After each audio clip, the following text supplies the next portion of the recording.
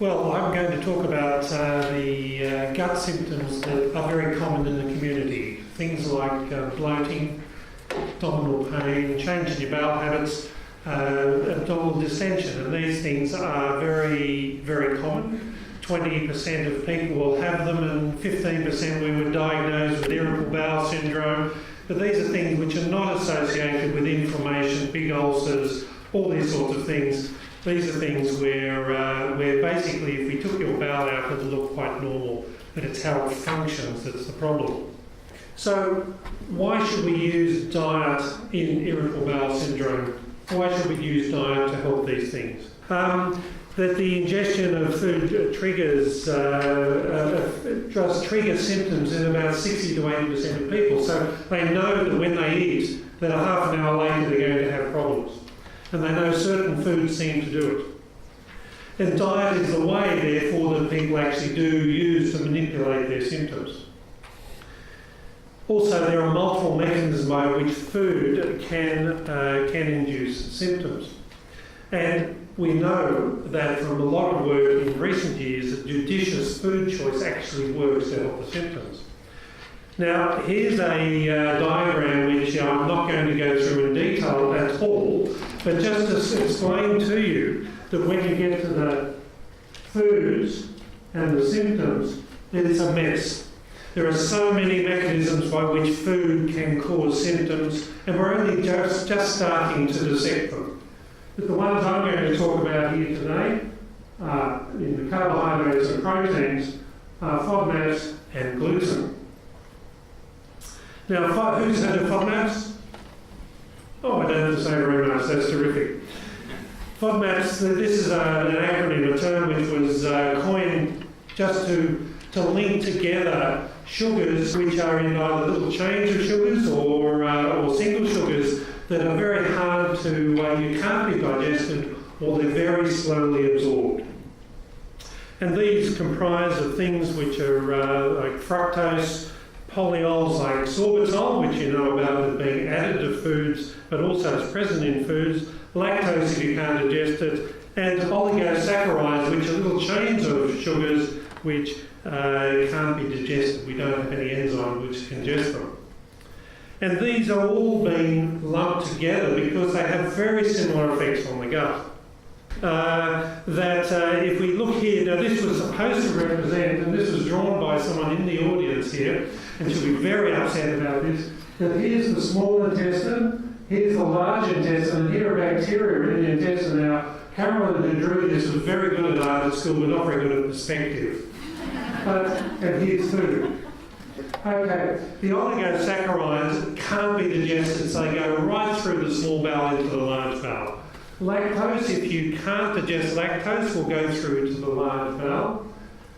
But when we get to polyols like sorbitol, mannitol, and fructose, that they are slowly absorbed as they go down the bowel, and some of it might get into the large bowel.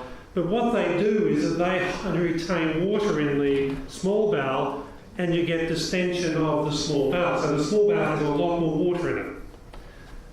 Once they get into the large bowel, bacteria love them because it's like a McDonald's to the bacteria and they ferment it.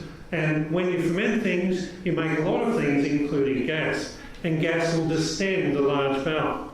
So the idea is that with more water and more gas production, what happens is that then you distend the actual bowel, and that's a major stimulus which will then cause, in people who have got a sensitive bowel, not in all of us, only people who have got a sensitive bowel, will cause changes in your bowel habit, will cause distension, will cause abdominal bloating and pain.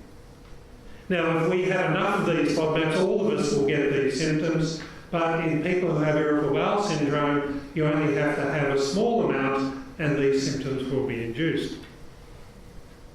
So this led to the development of the low FODMAP diet, which is basically a diet where we throw the book at people. And what you do is you get people to avoid all foods that are high in FODMAPs and replace them with foods that are low in FODMAPs with each group so that you keep your nutritional adequacy.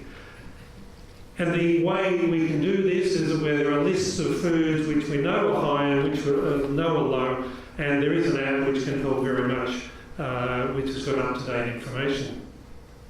We do this for about 4 to 6 weeks. Now, a couple of things can happen.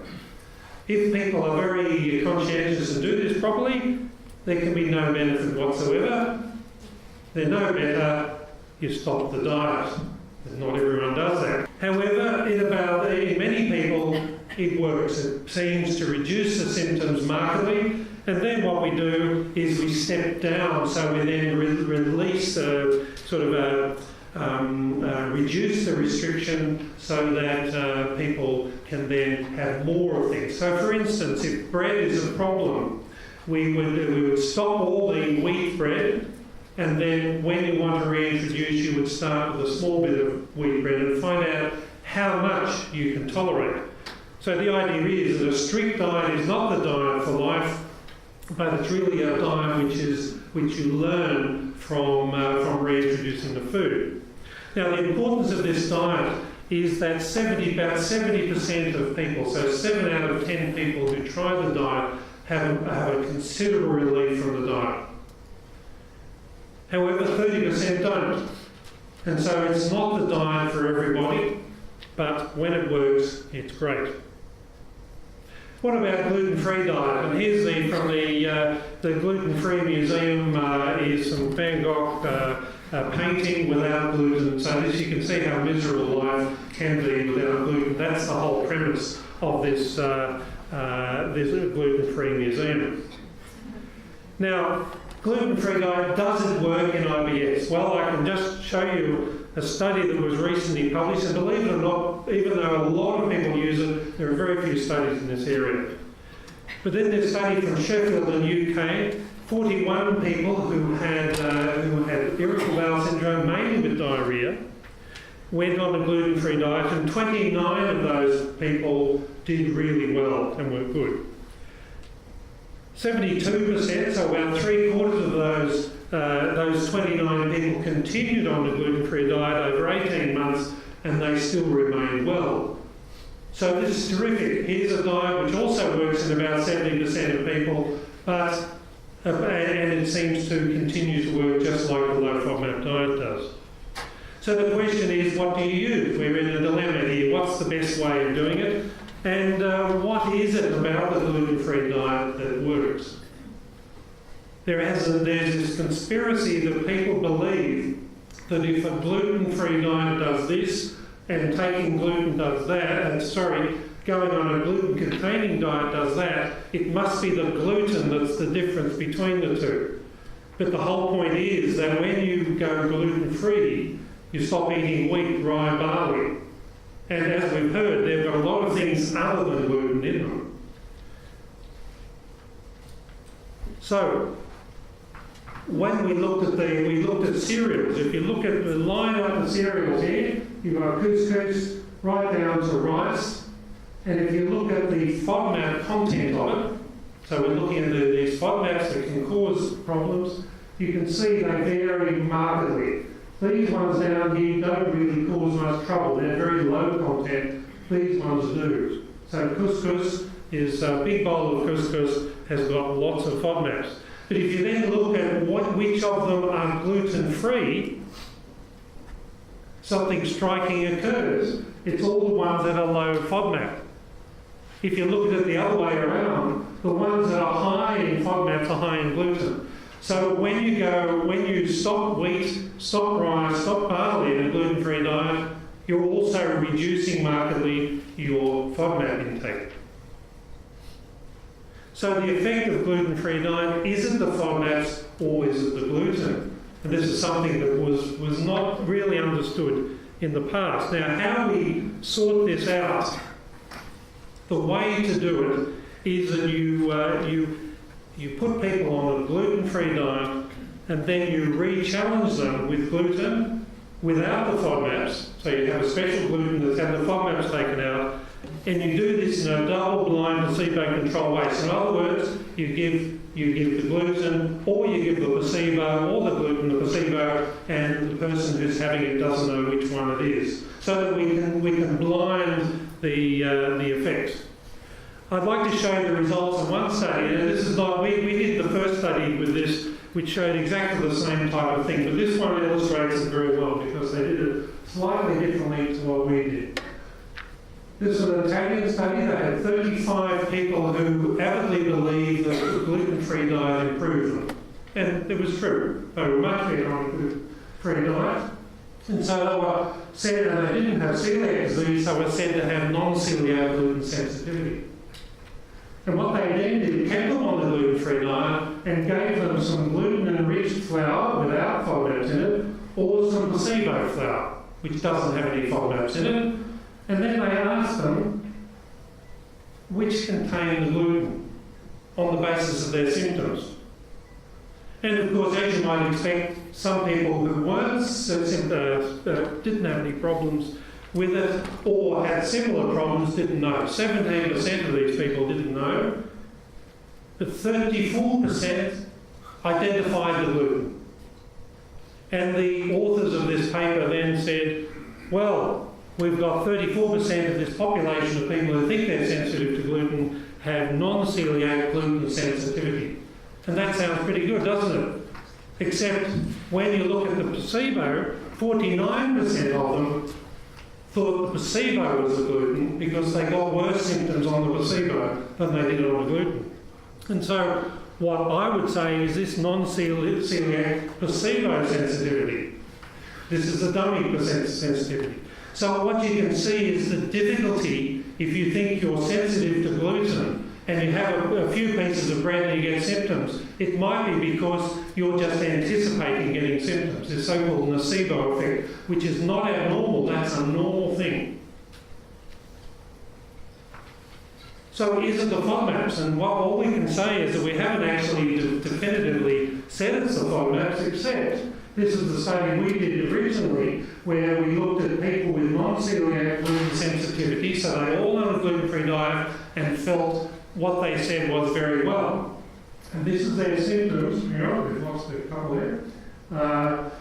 Here are their symptoms here, and 0 is no symptoms, 100 is the worst symptoms possible.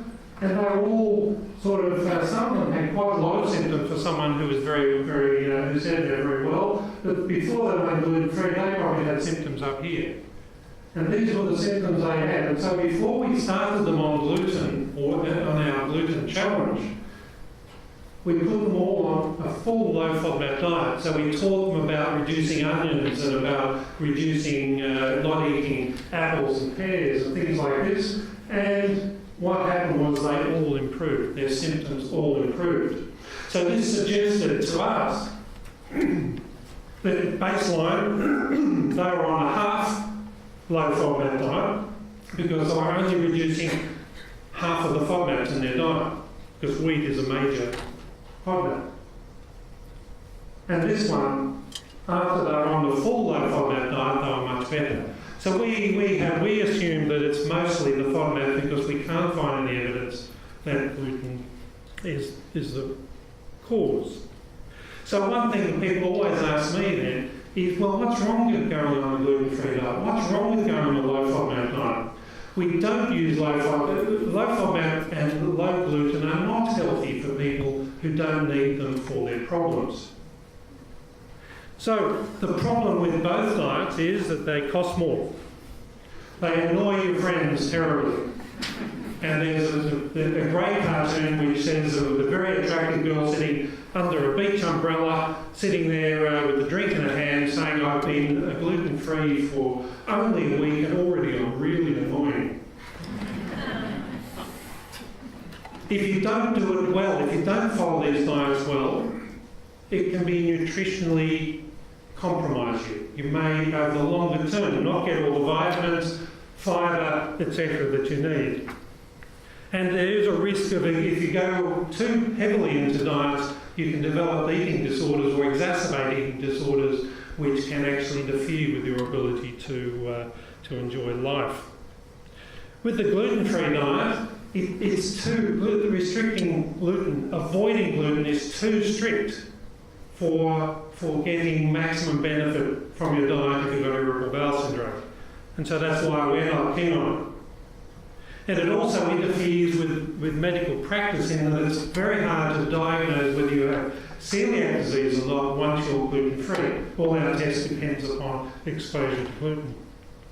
For the low FODMAP diet, there's potentially, it can be detrimental to the bacteria in our bowel. As we mentioned earlier, the bacteria in the bowel like these things for good bacteria to grow.